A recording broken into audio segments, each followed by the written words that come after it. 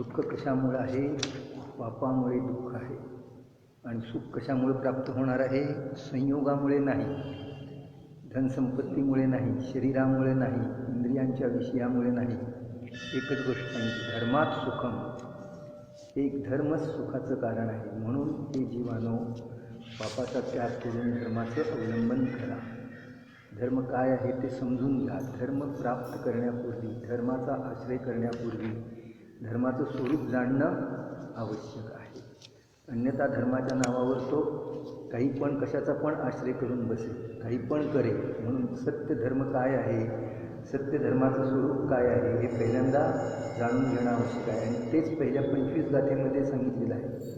एकानंतर एक गाथा एकदम एकापेक्षा एक उत्कृष्ट आहे. आणि ह्या सगळ्या गाथा सुखी बनवण्यासाठी आहेत. आत्म्याचं प्रयोजन सुख प्राप्त करणं आहे, दुःखाचा नाश करणं हे आहे. त्यामध्ये आपण सम्यक दर्शनाचे भेद पाहिले. कारण पहिला उपाय सम्यक दर्शन. धर्म ज्याला करायचं आहे त्याने पहिल्यांदा सम्यक दर्शन प्राप्त करणं आवश्यक आहे. म्हणून भेद प्रभेदाच्याद्वारे सम्यक दर्शनाचं स्वरूप सांगितलं. आता त्यानंतर गाथा श्लोक नंबर 15, पान नंबर 15. सम्यक दर्शन से ही मंद कषाय, शास्त्र ज्ञान, चारित्र और तप की पूज्यता. सम्यक दर्शनाच्याच द्वारे किती गोष्टी प्राप्त होतात. सम्यक दर्शनाशिवाय ह्या गोष्टी होत नाही. कितीही कषाय मंद करायचा प्रयत्न केला, कितीही शास्त्रज्ञान करण्याचा प्रयत्न केला, चारित्र तप वगैरे, तर सम्यक दर्शन से ही मंद कषाय, सम्यक दर्शन से शास्त्रज्ञान, सम्यक दर्शनाच्याच द्वारे चारित्र आणि तप वगैरे, पूज्यता वगैरे कशामुळे आहे? सम्यक दर्शनाच्या मुळे आहे. पूज्यता देखील सम्यक दर्शनाशिवाय पूज्यता येऊ शकत नाही. मातंग शरीरवाला जरी असेल तर तो देवाकडून देखील पूज्य झाला की नाही? त्या ठिकाणी सम्यक दर्शनामुळे. त्या ठिकाणी सम्यक दर्शन नसेल तर पूज्यता पण येत नाही. 4 प्रकार की आराधना में सम्यक्त्व आराधना पहले क्यों की जाती है? इस प्रश्न का उत्तर निम्न छंद में देते हैं. 4 प्रकारच्या आराधना सांगितल्या. दर्शन आराधना, ज्ञान आराधना, चारित्र आराधना आणि तप आराधना. या 4 प्रकारच्या आराधनेमध्ये ज्याने आपलं जीवन व्यतीत केलेलं आहे त्याला निश्चित समाधी मरण प्राप्त होतं. आराधना करणं म्हणजे अंतरंगातून आराधना, विचार, अलग लक्षामध्ये उपासना है ना.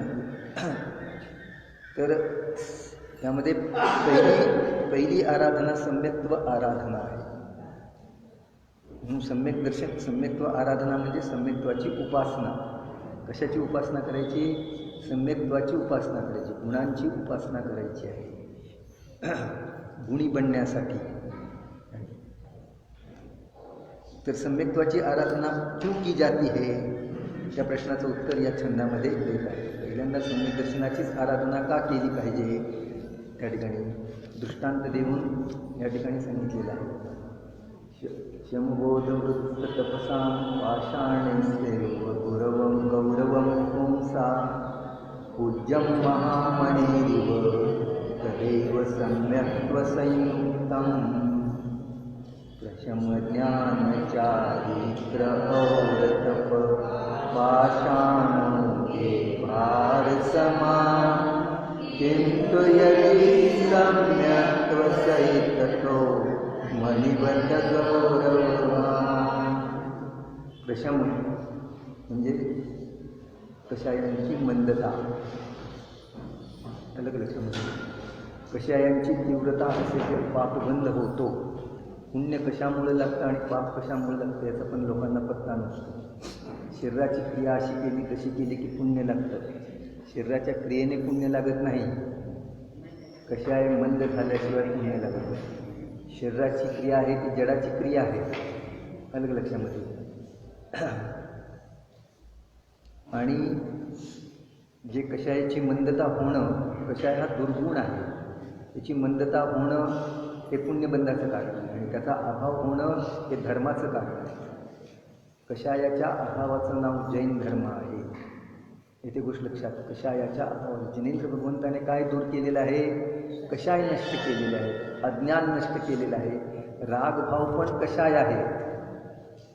रागभाव, अज्ञान आणि कषाय भाव दूर केलेले आहेत. आपण जिनेंद्र भगवंताचं दर्शन करण्यासाठी कशासाठी येतो? रागभाव आणि कषाय दूर करण्यासाठी येतो. प्रशम सम्यक अनुकंपा आणि अस्तित्व, 4 गुण सम्यक दृष्टीच्या ठिकाणी प्रगट होतात. त्यामध्ये पहिला प्रशम आहे, कषायाची मंदता, शम दमन आहे ना त्या ठिकाणी. जिनेंद्र भगवंताचं शासनच असं आहे त्या ठिकाणी की शमन दमन, त्या ठिकाणी इंद्रियांचं दमन आणि कषायांचं शमन. इंद्रियांचं दमन, कषायांचं शमन. तर प्रशम. त्यानंतर ज्ञान, चारित्र्य, तप, पाषाणुके भार समाधी. जरी कशाय किती मंद केले, खूप ज्ञान प्रगट केलं, अनेक शास्त्रपाठ केले, मुखोद्गत केले, त्या ठिकाणी 11 अंग 9 पूर्वाचा जरी पाठी झाला तरी तो सगळा भार आहे, तो एक प्रकारचा परिग्रह आहे. चारित्र्य, महाव्रताचं पण चारित्र्य धारण केलं, मुनिव्रत धारण केले, निरतिचार पालन करतो आहे शास्त्रामध्ये जसं सांगितलं त्याप्रमाणे देखील तरीसुद्धा. आणि तप पण करत असेल, महिन्याचे उपवास करत असेल, उन्हात उभा राहत असेल, पावसात उभा राहत असेल है ना, तरीसुद्धा पाषाणुके भार समान. तरीसुद्धा हे सगळे कसं आहे, पाषाणांचं भार समान. कोणाचं, जे दुसरे करतात त्यांचं, आपलं नाही. दुसरे जे करतात ते आपण जरी कशाशिवाय, किंतु यदि सम्यक्त्व सहित तो मणिवत गौरववान. सम्यक्त्व नसेल तर हे पाषाण, मोठा दगड डोक्यावर घेतला तर शांती मिळणार नाही, सुख मिळणार नाही. हे सगळं प्रशम, ज्ञान, चारित्र्य, तप हे पाषाणाच्या भाराप्रमाणे आहे. आणि जर सम्यक्त्व असेल तर हे सगळं आहे ते मणिवत गौरववान. आणि हिरा मणी असेल ना, मणी मुकुटात घालतात, त्याचा भार किती आपल्याला वाटतो, काही वाटत नाही. जसं सम्यक्त्व सहित प्रशम करेल, सम्यक्त्व सहित ज्ञान करेल, सम्यक्त्व सहित चारित्र्य ग्रहण करेल, सम्यक्त्व सहित तप करेल, तर हे सगळं गौरववान आहे, मुकुटातल्या मण्याप्रमाणे. फार महत्त्वाचा श्लोक आहे. इथून नाही चमकेल की, मणी चमकेल नाही, पण भार नाही ना त्याचा.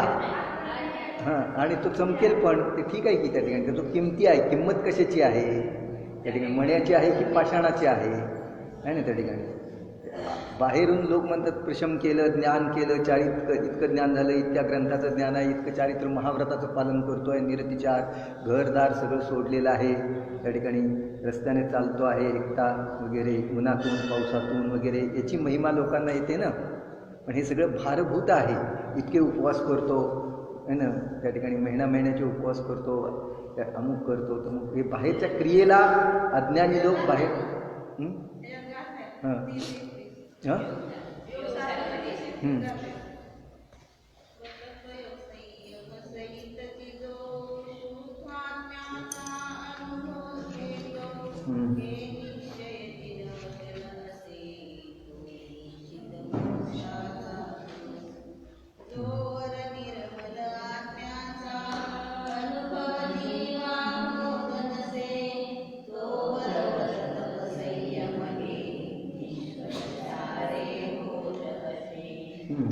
दोन्ही महत्त्वाचे आहेत. शुद्ध आत्म्याचा अनुभव नसेल आणि हे व्रत तप संयम कितीही करेल, तीर्थयात्रा जप तप करेल, व्रत उपवास करेल, मंद कषाय करेल, खूप शास्त्राचं ज्ञान पण करेल, पण सम्यक दर्शन नसेल तर हे सगळं भारभूत आहे. हे आपण वाचतो, ऐकतो, पण तरीसुद्धा आपल्याला महिमा कशाची येते, क्रियेचीच येते, सम्यक दर्शनाची येत नाही. म्हणजे आपल्याला सम्यक दर्शन आहे का नाही हे पण आपल्याला ओळखण्याचं चिन्ह नाही, तरीसुद्धा आपल्याला महिमा क्रियेची. त्या ठिकाणी त्याने इतके उपवास केले, त्याने इतक्या वेळा वंदना केल्या, त्याने इतक्या करोडोचं दान दिलं, महिमा कशाची येते, त्याने इतके कष्ट, शारीरिक कष्ट सहन केले, त्याने 11वी प्रतिमा घेतली, त्याने क्षुल्लक ऐलक प्रतिमा धारण केली, महिमा कशाची येते, सम्यक्त्वाची महिमा नाही. त्याने सम्यक्त्व प्राप्त केलं त्याची महिमा नाही. सम्यक्त्व सहित करेल, करण्याचा निषेध नाही. हे सम्यक्त्व सहित नसेल तर पाषाणाच्या भाराप्रमाणे, हे या जीवाने, ही दुसऱ्याची कथा नाही, या जीवाने अनंत वेळा प्राप्त केलं त्या ठिकाणी. याने प्रतिमा घेतल्या नाहीत काय, प्रतिमा काय, मुनिरीक्षा पण घेतली, नाना प्रकारचं कष्ट सहन केलं त्या ठिकाणी, पण सम्यक दर्शन प्राप्त करण्याकडे पुरुषार्थच लावला. आपला सम्यक दर्शना प्राप्त करण्याकडे सगळी शक्ती लावा. दर्शनम आत्मविनिश्चिती.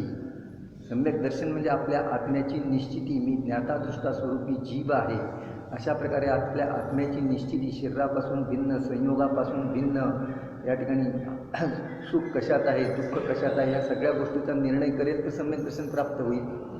इकडे तर तो उपयोग लावत नाही, याची निश्चिती तर करत नाही, सम्यक दर्शन कसं प्राप्त होईल? याने पुरुषार्थ क्रियेमध्ये लावला, त्याच्यामुळे त्याला थोडं पुण्य प्राप्त झालं. सम्यक दृष्टीला जसं पुण्य प्राप्त होतं विशेष सातिशय, तसं पुण्य मिथ्या दृष्टीला प्राप्त होत नाही. त्या ठिकाणी किती उपवास करेल, महाव्रताचं पालन करेल, सम्यक दृष्टी महाव्रताचं पालन करेल तर सर्वात सिद्धीपर्यंत जाऊ शकतो. मिथ्यादृष्टी अभव्य जीव आहे, तो निरतिचार महाव्रताचं पालन करेल तरीसुद्धा नव्याग्र वेगाच्या पुढे जाऊ शकत नाही. आणि तिथं जरी गेला तरी सम्यक्त्वाशिवाय सम्यक दर्शन बिनदुःख पाय. सम्यक दर्शनाशिवाय स्वर्गामध्ये देखील सुख नाही. याच्यावरून हे सिद्ध होतं की सम्यक दर्शन सुखाचं कारण आहे, याच्याशिवाय दुसरं सुखाचं कारण काही पण नाही. पहिले मान्यता बदला की हे शरीर सुखाचं कारण आहे, कपडा लत्ता सुखाचं कारण आहे, दागदागिने सुखाचं कारण आहे, धनसंपत्ती सुखाचं कारण आहे, मोटार बंगला सुखाचं कारण आहे. ही मान्यता मिथ्यात्व आहे. पहिले मान्यता बदला. सोडण्याची गोष्ट नाही. पुढे एक एक श्लोक येणार आहे, मग आम्हाला हे सोडायला सांगतायत काय वगैरे. 25 श्लोकापर्यंत एकापेक्षा एक उत्कृष्ट श्लोक आहे. न चुकावेत असे, ऐकण्यासाठी न चुका. एक त्या ठिकाणी आपल्या मनातल्या ज्या ज्या शंका आहेत त्या सगळ्या या ठिकाणी निरसन केलेल्या आहेत. तर सम्यक दर्शन नसेल म्हणजे सुखाचं कारण एकच आहे, सम्यक दर्शन, आत्मदर्शन, आत्मभान, स्वतःच्या स्वरूपाची जाणीव. सम्यक दर्शनाशिवाय कितीही कष्ट करेल तरी त्याला धर्माची प्राप्ती होणार नाही. सम्यक दर्शनाशिवाय धर्माची सुरुवातच होत नाही. म्हणून पहिल्यांदा दर्शन आराधना सांगितली. 4 प्रकारच्या आराधना आहेत, तेच मोक्षाचं कारण आहे. आणि त्या 4 प्रकारची आराधना है ना, हत्ती काढला होता ना या ठिकाणी भिंतीवर. वीरसागर महाराजांनी त्या 4 पायावर 4 आराधनाची नावं लिहिली होती की नाही. दर्शन आराधना, ज्ञान आराधना, चारित्र्य आराधना आणि तप आराधना. आणि सोंडेवर काय लिहिलं होतं? सोंडेवर पण काहीतरी लिहिलं होतं ना, शुद्ध उपयोग. सगळे विसरून गेले चित्र त्या ठिकाणी. किती बोधपर चित्र होतं त्या ठिकाणी. 4 आराधना करा, सोंडेवर शुद्ध उपयोग लिहिलं होतं की नाही त्या ठिकाणी. शुद्ध उपयोगाची सोंड त्या ठिकाणी, शुद्ध उपयोग त्या ठिकाणी. अशा प्रकारे मोक्षमार्ग कसा असतो, मंदिरात शिरतानाच मंदिरात कशासाठी यायचं तर 24 आराधना, 4 प्रकारच्या आराधनेसाठी मंदिरात यायचं. शास्त्र कशासाठी करायचं? 4 प्रकारची आराधना, सम्यक दर्शन, ज्ञान, चारित्र्य. त्यामध्ये पहिल्यांदा सम्यक दर्शनाची आराधना करणं आवश्यक आहे. कारण सम्यक दर्शन प्राप्त केल्याशिवाय ज्ञान, चारित्र्य, तपाची आराधना होऊ शकत नाही. ते भारभूत आहे पाषाणाप्रमाणे. ही गोष्ट छडालेमध्ये पण सांगितलेली आहे. छडालेमध्ये आहे ना, छडाला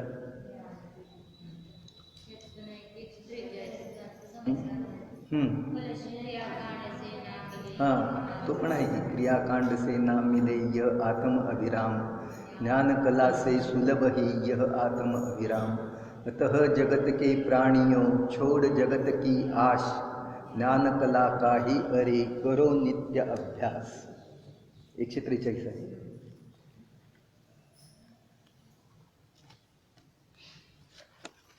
क्रियाकांडाच्या द्वारे हा आत्मा कधीही प्राप्त होणारा नाही. आत्मा प्राप्त होणारा नाही म्हणजे धर्म प्राप्त होणारा नाही. तर ज्ञानकलासेही अरे, ज्ञानकलेच्या द्वारे हा आत्मा प्राप्त होणार आहे. म्हणून ज्ञानकलेचा अभ्यास करा. अतः हे जगत के प्राणियों छोड़ जगत की आश, या जगाची आश सोडून, इच्छा सोडून, त्या ठिकाणी या जगासंबंधी इच्छा आहे ते स्वयं पाप आहे. ज्ञानीला इच्छा असत नाही. इच्छा कशामुळे उत्पन्न होतात? मोहामुळे इच्छा उत्पन्न होतात. इच्छा कशामुळे उत्पन्न होतात? मोह, चारित्र मोह.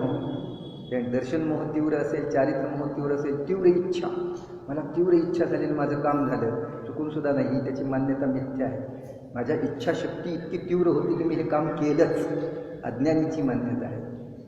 अज्ञानी म्हणतो ना माझी इच्छाशक्ती तीव्र आहे त्यामुळे मी मंदिरात आलो. तुझ्या इच्छाशक्तीनं तो आला नाही, तुझ्या पुण्यामुळे तो आला आहे. वस्तू प्राप्त होते ती पुण्याने प्राप्त होते, इच्छेने नाही.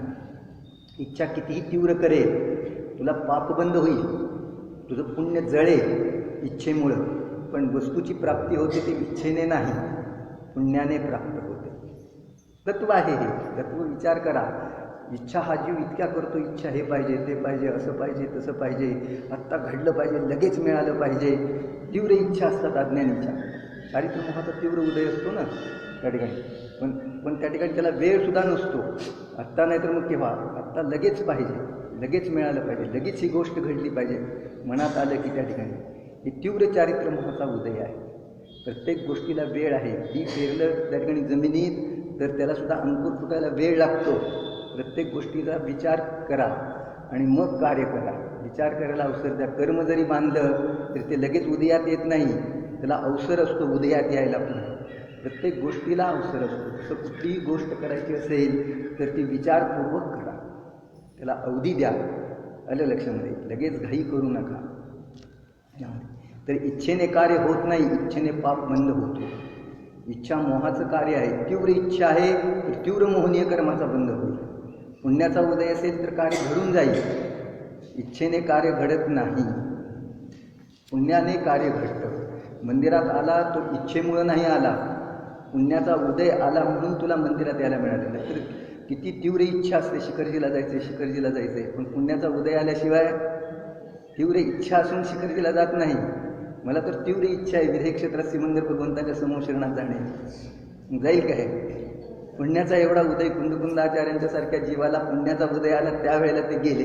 काही इच्छेने जाता येते. मला पण जायला मिळालं तर सिमंदर भगवंत. इच्छा आहे ते चारित्र्यमोहाचा उदय आहे. चारित्र्यमोहाच्या उदयामुळं बांधली जाते.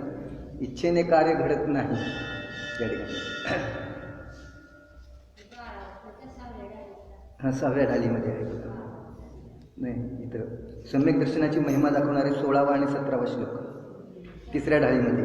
प्रथम नरकते न शतभू ज्योतिषवान भवन षडनारी थावर विकलत्रय पशु में नहीं उपजत सम्यक धारी.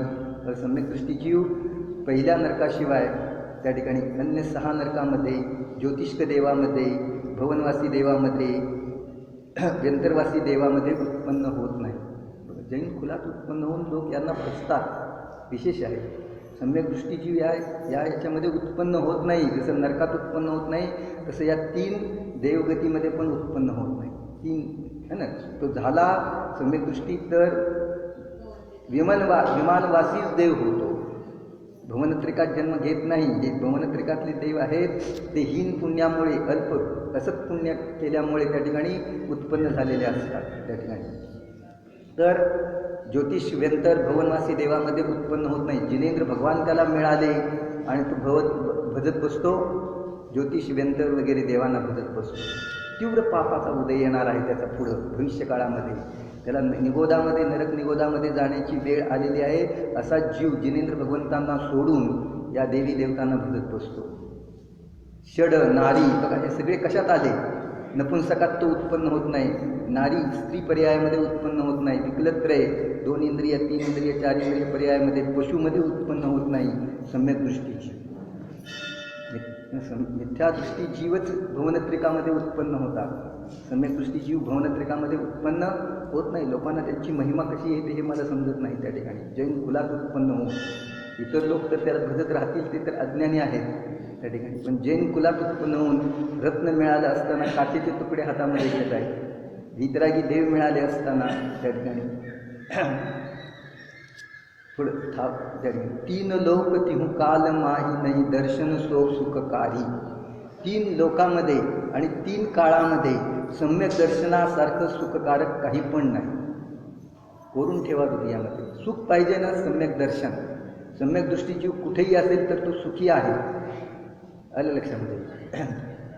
3 लोक 3 काळामध्ये नाही दर्शन सो सुखकारी. सम्यक दर्शनासारखं सुखकारक काही पण नाही.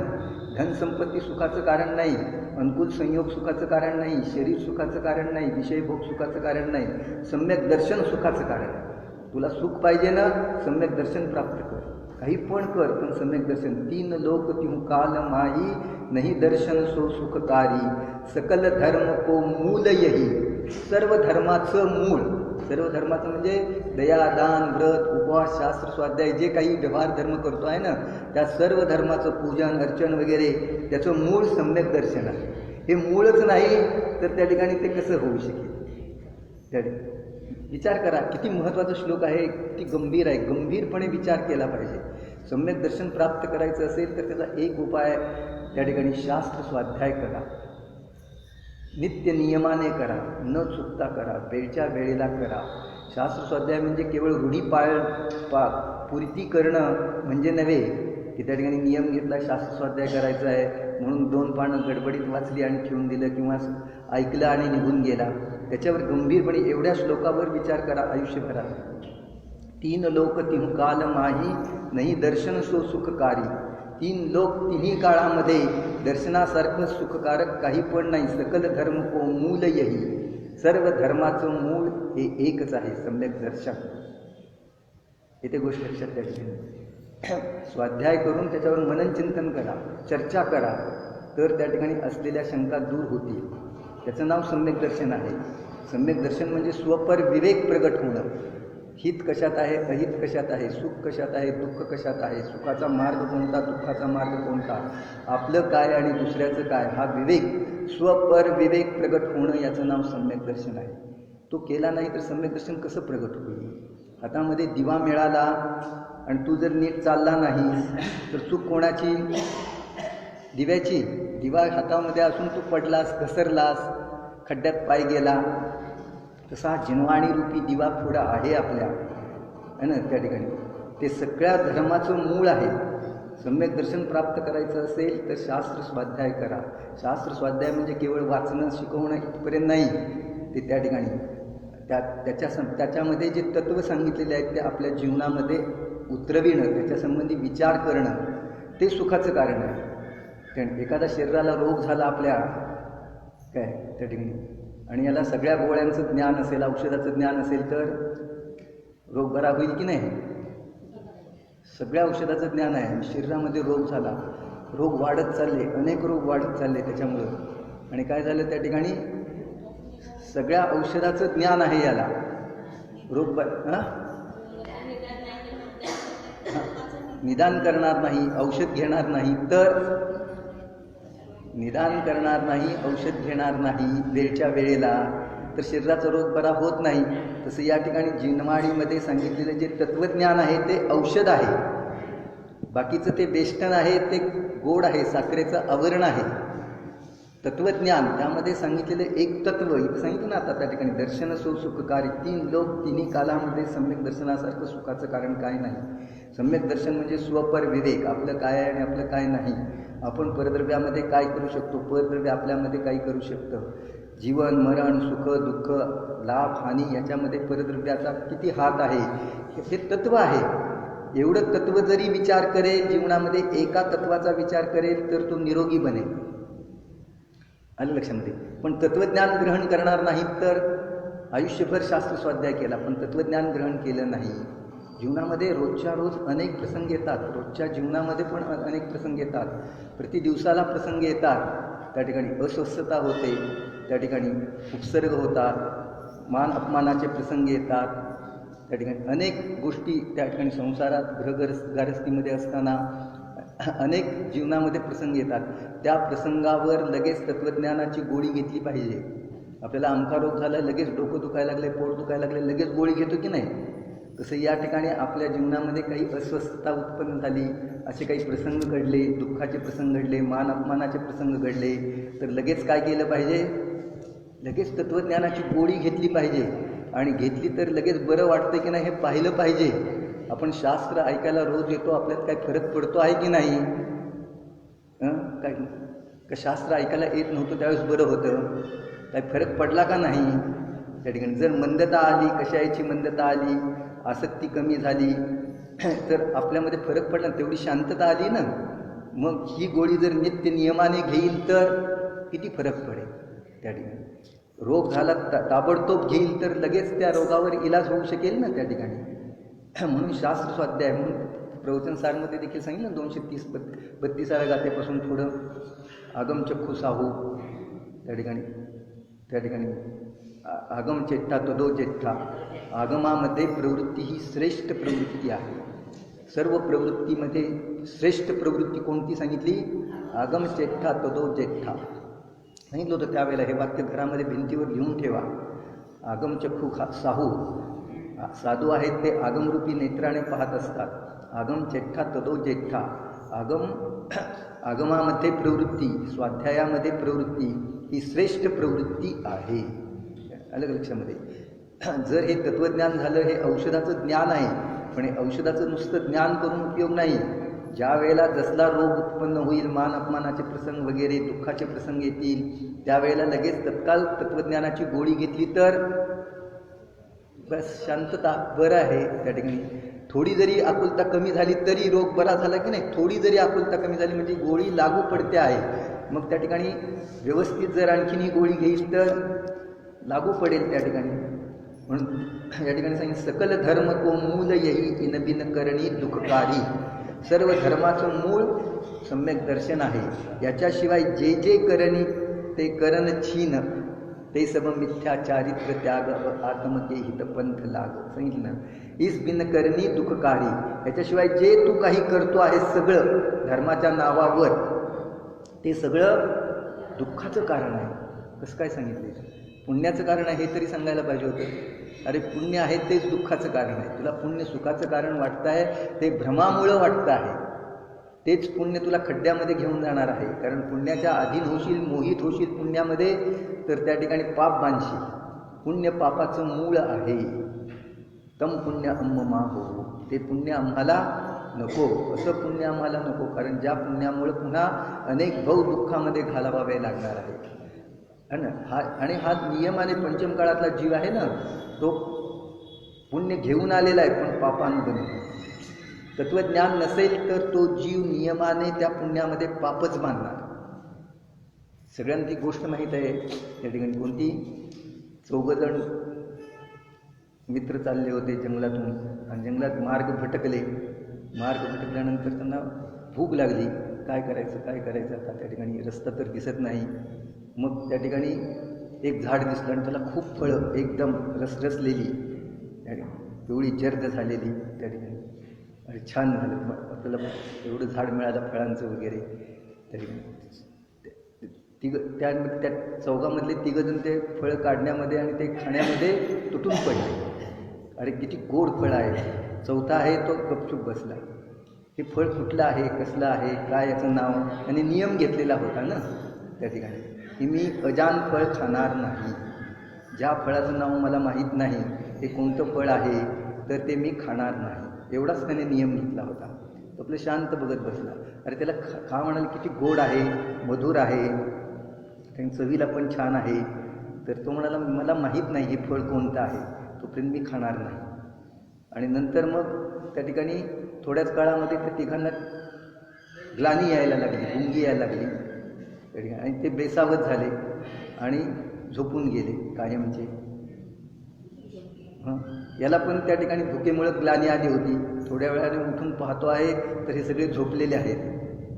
त्याच्या लक्षात आले की मृत अवस्थेला प्राप्त झालेले आहेत. बघा, पुण्य चौघाचंही उदयात होतं. याला फळं खायला मिळत नव्हती का? पण पुण्याचा उपभोग घेण्याचे भाव, हे सगळे श्लोक येणार आहेत पुढं आत्मानुशासनमध्ये. या ठिकाणी पुण्य उदयात आहे, तू मुळासकट खाऊ नको. हे पुण्य एक एक वस्तू ग्रहण करतो आहेस त्याच्यासाठी तुझे पुण्य खर्च होत आहे.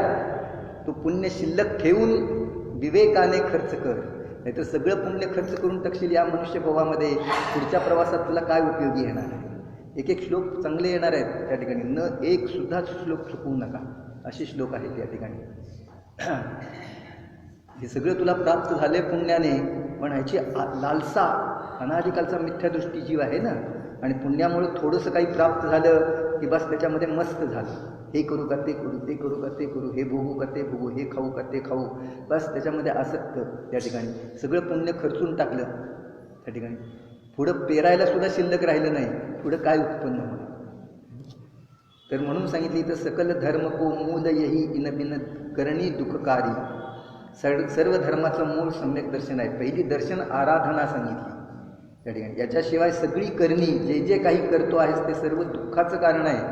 तुला सुखाचं कारण नाही. पुढं पण सांगितलंय, मोक्ष महल की प्रथम सीडी या बिन ज्ञान चरित्रा. मोक्ष महालाची ही पहिली सीडी आहे, पहिली पायरी आहे. याच्याशिवाय ज्ञान चारित्र्य असू शकत नाही. सम्यकतान लहे सो दर्शन धारो भव्य पवित्रा. या सम्यक्त्वाशिवाय ज्ञानाला प्राप्त होत नाही, सम्यकपणाला प्राप्त होत नाही आणि चारित्र्य सम्यकपणाला प्राप्त होत नाही. ते ज्ञान आणि चारित्र्य संसाराचंच कारण, संसार वाढवायला कारणभूत होतं. म्हणून पहिल्यांदा तू सम्यक दर्शन धारण कर. दौल समज सुन चैत सयाने काल वृथा मत खोवे. शेवटची आणखीन महत्त्वाची ओळ सांगितली. दौल ते त्यांना समजवत आहेत. दौल म्हणजे आपल्याला हे दौलतवान कोण आहे? दौलतवान. दौल कोण आहे? वैभववान, त्या ठिकाणी संपत्तीवान कोण आहे? आपला आत्मा, अनंत गुणांचा धाम, अनेक गुणांचं वैभव आपल्यामध्ये पडलेलं आहे. त्या वैभवाला तो विसरलेला आहे. समज, तू समजून घे, सुन, ऐक, चेत, चिंतन कर. सयाने, कारण तू सयाना आहेस, शयाना नाही, झोपलेला नाही. सयाना म्हणजे समजूतदार है ना. समज सुन चेत सयाने काल वृथा मत खोवे. थोडासा काळ आहे, अति अल्प काळ आहे आणि त्यातला निम्मा अर्धा तर निघून गेलेला आहे त्या ठिकाणी. म्हणून राहिलेला काळ व्यर्थ घालवू नको. जे गेलं झालं ते गंगेला मिळालं. आता इथून पुढं सावध हो. आता इथून सुद्धा तू धर्म करू शकतो. जेवढा वेळ आहे तेवढा आपल्या स्वरूपाला जाणण्यामध्ये लाव, शास्त्र स्वाध्याय करण्यामध्ये लाव, तत्वज्ञान करण्यामध्ये लाव. त्या ठिकाणी काल वृथा मत खोवे, यह नर भव फिर मिलन कठीण है जो सम्यक नाही होवे. हा मनुष्यभाव पुन्हा मिळणं कठीण आहे. किंमत नाही त्याला. मिळालेलं आहे ना, त्याची किंमत नसते. जे प्राप्त झालेलं आहे त्याची किंमत नाही, आणि जे प्राप्त नाही झालेलं त्याच्याकडे लालायित होऊन त्याच्या पाठीमागं धावतो आहे. यह नरभव फिर मिलन कठीण है जो सम्यक नाही होवे. जर तुला तत्त्वज्ञान झालं नाही, सम्यक दर्शन प्राप्त झालं नाही, तर पुन्हा मनुष्यभाव प्राप्त होणं फार कठीण आहे. स्वर्गाचा भाव मिळणं फार सुलभ आहे, परंतु मनुष्यभाव मिळणं फार दुर्लभ आहे. म्हणून काही पण करा, सम्यक दर्शन प्राप्त करा आणि त्याच्यासाठी स्वाध्याय करा. स्वाध्याय करा म्हणजे त्याच्यावर स्वाध्याय म्हणजे केवळ वाचणं नाही, त्याच्यावर मनन चिंतन करून तत्व निर्णय करा. नाही, ठराविक तत्व आहे ते अंतरंगामध्ये धारण करा. तत्व धारण करा, ते आपल्याला दुःखाच्या वेळेला उपयोगी येणारं आहे. ही तत्वाची गोळी कुठं पण उपयोगी येणार आहे. दुःखाच्या वेळेला, संकटाच्या वेळेला, उपसर्गाच्या वेळेला ही काही दुसरं कोणी उपयोगी येणार नाही. हीच गोळी आपल्याला तत्वज्ञानाची गोळी उपयोगी येणार आहे. डॉक्टर ज्यावेळेस हात झाडतात त्यावेळेला सुद्धा तत्वज्ञानाची गोळीच आपल्याला उपयोगी येणार आहे. बाकीच्या बाहेरच्या गोळ्या उपयोगाला येत नाही त्या ठिकाणी. आणि बाहेरच्या गोळ्या पुण्याचा उदय असेल तर उपयोगी येतील. ही तत्वज्ञानाची गोळी केव्हा पण, नरकात पण, तिर्यांच्या गतीत पण, मनुष्य गतीत पण, केव्हा पण, मरताना पण उपयोगी येणारी आहे. म्हणून या ठिकाणी तिचा संग्रह करा, तत्वज्ञानाचा संग्रह करा. शास्त्र वाचून काय केलं पाहिजे? तत्वज्ञानाचा संग्रह केला पाहिजे. स्वपर विवेक प्रगट केला पाहिजे. आपण कोण, सुख कशात आहे, सुखाचा मार्ग कोणता, या ठराविक गोष्टीची निश्चिती केली पाहिजे. तर अर्थ, पुरुष अर्थात आत्मा का मंद कषाय रूप उपशम परिणाम, शास्त्राभ्यास रूप ज्ञान, पापों के त्याग रूप चारित्र और अनशनादि रूप तप का महत्ता पत्तर के बोझ के समान है. बघा काय सांगितलं?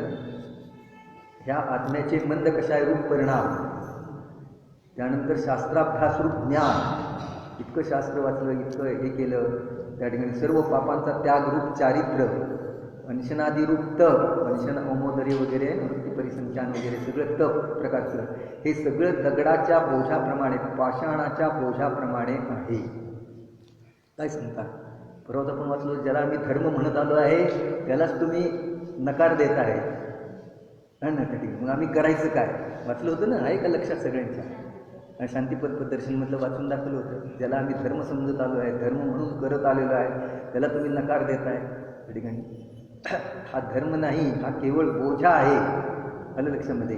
त्यामध्ये जर कशायाची मंदता असेल, दृष्टी आपल्या आत्मस्वभावाकडे असेल तर पुण्य बांधलं जाईल. धर्म प्राप्त करायचा असेल तर स्वपर विवेक प्रगट कर. धर्म अलग चीज आहे, पुण्य अलग चीज आहे. तर अंशनादी रूप तप का महत्ता पत्थर के बोझ के समान है, अर्थात विशेष फलदायक नहीं है, विशेष फलदायक नाही. किंतु हे सब यदि सम्यक्त्व सहित हो, याचा निषेध नाही. मग आम्ही करायचं का नाही, पुढचा प्रश्न लोकांना येतो. हे करायचं का नाही. मग आम्ही आजपर्यंत दर्शन पूजन करत आलो, शास्त्र स्वाध्याय करत आलो, व्रत उपवास करत आलो, है ना, तीर्थयात्रा करतो, हे करायचं की नाही. तुम्ही याचा निषेध इथे सांगितलं. किंतु हे सब सम्यक्त्व सहित हो तो महामणी के गुरुत्व के समान पूजनीय है. जर हे सम्यक दर्शन सहित असेल तर महामण्याप्रमाणे आहे. गुरुत्व है ना, महामणी के गुरुत्व के समान, महामण्याच्या गुरुत्वाप्रमाणे हे पूजनीय आहे. महामणी कुठे ठेवला जातो, डोक्यावर, मस्तकावर धारण केला जातो, मुकुटामध्ये धारण केला जातो. महामण्याची महत्ता किती आहे. तू पाषाण घेऊन डोक्यावर बसशील त्या ठिकाणी तर तुला कष्ट होतील, सुख प्राप्त होणार नाही.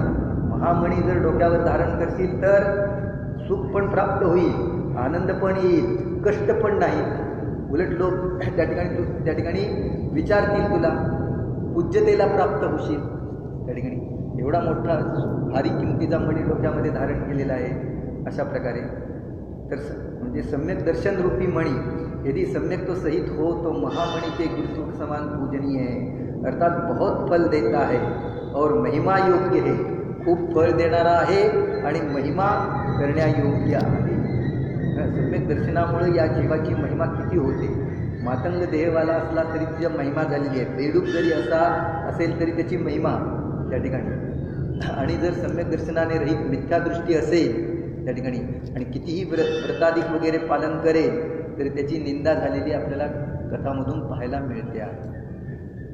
म्हणून पहिल्यांदा सम्यक दर्शन प्राप्त करा. भावार्थ, जिस प्रकार पाषाण और मणी की एक जाती है, पाषाण आणि मण्याची जाती एक आहे. दोन्हीही काय आहेत, पुद्गल आहेत, स्पर्श रसगंध वर्णवाले आहेत, पाषाणाच्याच जातीचे आहेत. जर हिरा आणि कोळसा दोघंही एकाच जातीचे आहेत ना. हिऱ्याची संज्ञा काय आहे, सी कार्बन, आणि कोळशाची कार्बन. आणि सी संज्ञा आहे ना दोघाची पण. त्या ठिकाणी शाळेत शिकला ना, कोळसा पण कार्बन आहे जळणारा आणि हिरा पण कार्बनच आहे. हिरा सापडतो कुठं, कोणत्या खाणीत, सोन्याच्या खाणीत. सोन्याच्या खाणीत हिरा नाही सापडेल, कोळशाच्या खाणीत हिरा सापडतो, कोळशामध्ये सापडतो. आलं लक्षामध्ये, कारण ते कोळशाचं रूप आहे. तसं हे पाषाण आणि मणी पण पाषाणाचंच रूप आहे. पण जिस प्रकार पाषाण और मणी एक जाती के है, दोन्ही एका जातीचं आहे. पाप आणि पुण्य दोन्हीही एका जातीचं आहे पाषाण आणि मण्याप्रमाणे. किंतु कांति की विशेषता के कारण अधिक भार वाला होने पर भी पाषाण की महिमा नहीं की जाती, तथा अल्प भार युक्त होने पर भी मणि की विशेष महिमा की जाती है. परंतु पाषाणामध्ये कांती पण नसते आणि भार पण अधिक असतो, त्यामुळे त्याची महिमा नसते. पण मणी आहे तो कांतिवान पण असतो आणि किमती पण असतो आणि हलका पण असतो. त्यामुळे उसी प्रकार मिथ्यात्व और सम्यक्त्व सहित क्रियाओं की जाति एक होने पर भी अभिप्राय की विशेषता के कारण मिथ्यात्व सहित क्रिया बहुत भार वहन करने पर भी उसकी कोई महिमा नहीं होती. तसं या ठिकाणी मिथ्यात्व सहित क्रिया आणि सम्यक्त्व सहित क्रिया तर बाहेरून दोघांच्या एकसारख्याच दिसते. तोही उपवास करताना दिसेल, हाही उपवास करताना दिसेल, तो पण महाव्रताचं पालन करताना दिसेल, हा पण महाव्रताचं पालन करताना दिसेल. दोन्हीची एक जाती आहे, पण अभिप्राय एकाचा मिथ्या अभिप्राय आहे, एकाचा सम्यक अभिप्राय, मान्यता. त्या ठिकाणी एकाची दृष्टी आत्म्यावर आहे आणि एकाची दृष्टी परावर आहे. एकाचे परलक्षी परिणाम आहेत, परामध्ये सुख मानतो आहे आणि एक जण आपल्या आत्म्यामध्ये सुख मानतो आहे. दृष्टीचा विषय दोघांचा भिन्न भिन्न आहे. त्या ठिकाणी इसके कारण मिथ्यात्व सहित क्रिया का बहुत भार वहन करने पर भी उसकी कोई महिमा नहीं होती.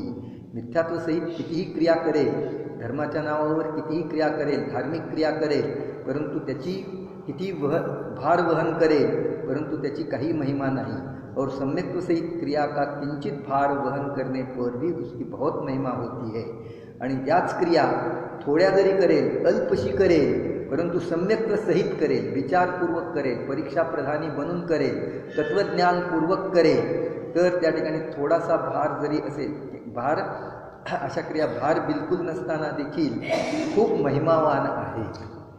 अशा क्रियांचा भार पण त्याला वाटत नाही आणि खूप महिमा भविष्यकाळामध्ये त्या खूप फल देणाऱ्या आहेत. किती महत्त्वपूर्ण श्लोक आहे.